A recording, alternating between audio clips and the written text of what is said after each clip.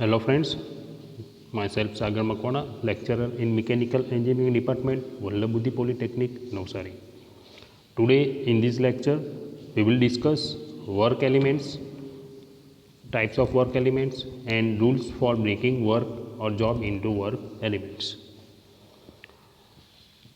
હવે work elements work કાર્ય છે વર્ક એલિમેન્ટ્સ કે કાર્ય ઘટકો કેમ વર્ક એલિમેન્ટ્સ પાડવામાં આવે છે what are the reasons for work elements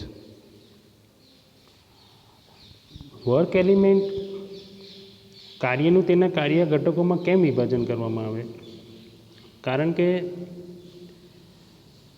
અમુક વાર શું થતું હોય છે જે નોન પ્રોડક્ટિવ વર્ક છે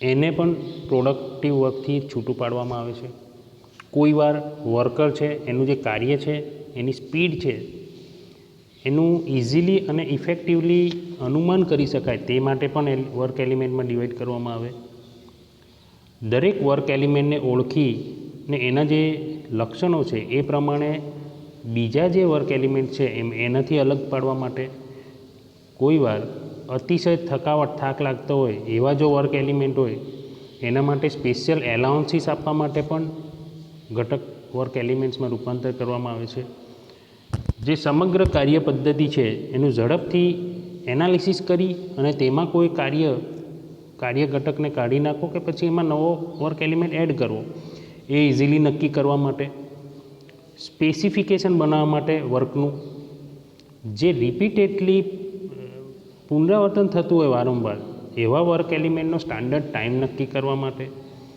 ઇન ફ્યુચર જો જરૂર જણાય તો કાર્ય તપાસણીની સગવડતા મેળવવા માટે ઓકે નોન પ્રોડક્ટિવ વર્ક એલિમેન્ટ્સને કાર્ય પદ્ધતિમાંથી જ દૂર કરવા માટે પણ વર્ક એલિમેન્ટમાં ડિવાઈડ કરવામાં આવે છે એટલે વર્ક એલિમેન્ટ કરવાથી શું થશે કે જે વર્ક છે એને ડિફાઇન કરવું ઇઝીલી થઈ જશે એટલે વર્ક એલિમેન્ટ પાડવામાં આવે છે તો ટોટલ 8 ટાઈપ્સ છે વર્ક એલિમેન્ટ્સના repetitive elements occasional element constant element variable element manual element machine element foreign element and governing elements one by one આપણે સમજીશું કે આ એલિમેન્ટ શું છે then first is repetitive elements એને ગુજરાતીમાં પુનરાવર્તિત કાર્ય ઘટક કહેવામાં આવે જો કાર્યચક્ર હોય એમાં અવારનવાર કરવામાં આવતા કાર્ય ઘટકને રિપીટેટિવ એલિમેન્ટ કહેવાય છે ફોર એક્ઝામ્પલ કે કોઈ પણ દરેક જોબને ટર્નિંગ કરવા માટે તેને ચકમાં ફિટ કરવામાં આવે અને ટર્નિંગ થયા બાદ ચકમાંથી દૂર કરવામાં આવે ઓકે તો આ વર્ક રિપીટ થતું હોય છે તો આવા એલિમેન્ટ છે એને રિપીટેટિવ એલિમેન્ટમાં નાખવામાં આવે છે કે ચકમાં જોબ ફિટ કરવો ટર્નિંગ ઓપરેશન થઈ જાય ધેન ચકમાંથી જોબ રિમૂવ કરવો આ કાર્ય અવારનવાર થતું હોય છે તો આપણે એને રિપીટેટિવ એલિમેન્ટ્સ કહી શકીએ ધેન સેકન્ડ ઇઝ ઓકેશનલ એલિમેન્ટ પ્રાસંગિક કાર્ય ઘટક ઓકે કાર્યચક્રમાં જોબ માટે કાર્ય ઘટક ન હોય તેમ છતાં ક્યારેક આવું કાર્ય ઘટક આવે છે ફોર એક્ઝામ્પલ લઈએ આપણે એનું કે ટર્નિંગ કામ થતું હોય લેથ મશીન પર ત્યારે કોઈક વાર બેલ્ટનું ટેન્શન એડજસ્ટ કરવું કે પછી ટર્નિંગ ટૂલને ગ્રાઇન્ડ કરી શાર્પ બનાવવું આ કોઈક જ વાર એક્ટિવિટી કરવી પડે છે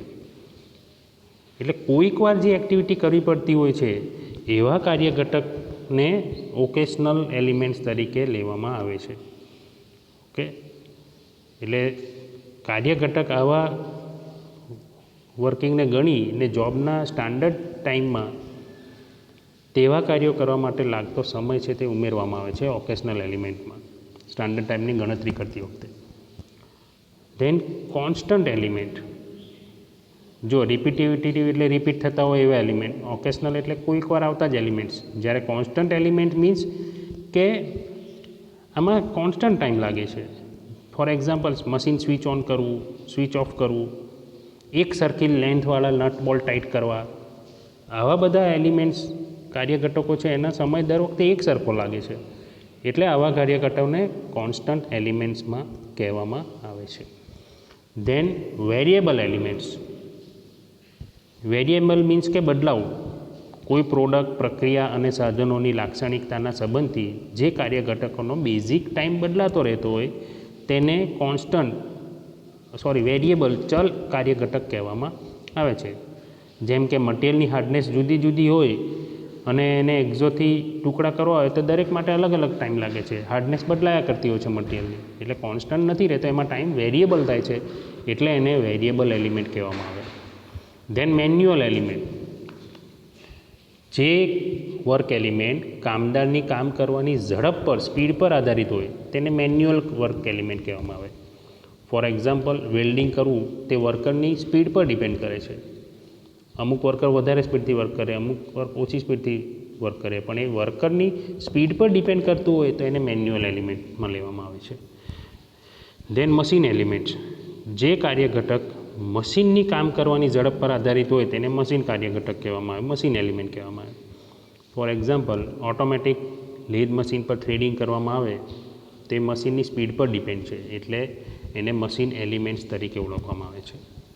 ફોરેન એલિમેન્ટ, ફોરેન મીન્સ કે બાહ્ય કાર્ય ઘટક ટાઈમ સ્ટડી દરમિયાન અવલોકનમાં આવેલ હોય પરંતુ વર્ક ચક્રનો ભાગ ન હોય તેવા વર્ક એલિમેન્ટને બાહ્ય ફોરેન એલિમેન્ટ કહેવામાં આવે છે. ફોર એક્ઝામ્પલ, ડ્રિલિંગ કરવા માટે જોબને ડાઈમાં પકડાવતા પહેલાં ડાઈમાં જે અગાઉનો જોબના ડ્રિલિંગ્સથી જે ચિપ્સ પડેલી હોય છે ને એને દૂર કરવી. હવે આ ચિપ્સ અત્યારે જે જોબ બને છે એણે નથી પાડી, આગળ જે જોબ કર્યું છે એણે ચિપ્સ પાડી છે, તો એ ચિપ્સને દૂર કરવી એ ફોરેન એલિમેન્ટ્સ, બાહ્ય કાર્ય ઘટક કહેવાય. Then last is governing elements, gear બનાવવા માટે તેની બ્લેન્ક બનાવવી, હબના હોલનું મશીનિંગ કરવું વગેરે કરતાં ઇન્ડેક્સિંગ કરી ટીથનું મશીન કરવું જેમાં સૌથી વધારે સમય લાગે છે. આવા કાર્ય ઘટક કે જેમાં સૌથી વધારે સમય લાગતો હોય એને ગવર્નિંગ એલિમેન્ટ્સ, વર્ક એલિમેન્ટ તરીકે કહેવામાં આવે છે. તો આટલા 8 ટાઈપ્સ. રિપીટેટિવ મીન્સ કે રિપીટ થાય છે. ઓકેશનલ એટલે કોઈક વાર જ એલિમેન્ટમાં પ્રાસંગિક કાર્ય ઘટક છે, કોઈક વાર જ કરવો પડશે. કોન્સ્ટન્ટ કે જેમાં કોન્સ્ટન્ટ સમય લાગે છે. વેરિયેબલમાં સમય બદલાયા કરે છે એવો એલિમેન્ટ્સ. મેન્યુઅલમાં વર્કરની સ્પીડ પર ડિપેન્ડ કરે. મશીન એલિમેન્ટમાં મશીનની સ્પીડ પર. ફોરેન એલિમેન્ટ્સ મીન્સ કે બાહ્ય કાર્ય ઘટક. અને ગવર્નિંગ એલિમેન્ટ્સ કે જેમાં વધારે ટાઈમ લાગે છે. તો આટલા 8 વર્ક એલિમેન્ટ્સ છે જે આપણે યાદ રાખવાના છે.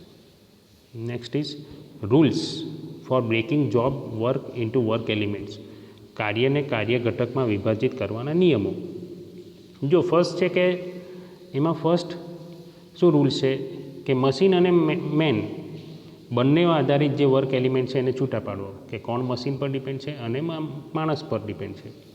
દેન કોન્સ્ટન્ટ એલિમેન્ટને વેરિયેબલ એલિમેન્ટ્સથી ડિવાઈડ કરો. ઓકેશનલ એલિમેન્ટ્સનો ટાઈમ જુદો જ માપવો. સમય જે માપવામાં આવે છે, સમય માપન ઇઝીલી થાય તે પ્રમાણે કાર્ય ઘટકો નાના રાખવા. દરેક કાર્ય ઘટકની શરૂઆત અને અંત ઇઝીલી પારખી શકાય તેવા હોવા જરૂરી છે. આ શરૂઆત અને એન્ડ પોઈન્ટ્સને બ્રેક પોઈન્ટ કહેવામાં આવે છે, કારણ કે 2 બ્રેક પોઈન્ટ વચ્ચે લાગતો સમય એ જ એલિમેન્ટ્સ, વર્ક એલિમેન્ટ્સનો ટાઈમ દર્શાવે છે. ઓછા સમયવાળા વર્ક એલિમેન્ટ્સને સમય વધુ ચોકસાઈથી માપવાની સુવિધા પ્રાપ્ત કરવા માટે ઓછા સમયવાળા કાર્ય ઘટક પછી જ વધુ સમયવાળો કાર્ય ઘટક આવે એ રીતના વર્કનું વર્ક એલિમેન્ટમાં વિભાજન કરવું. તો આટલા રૂલ્સ છે for breaking work or job into work elements.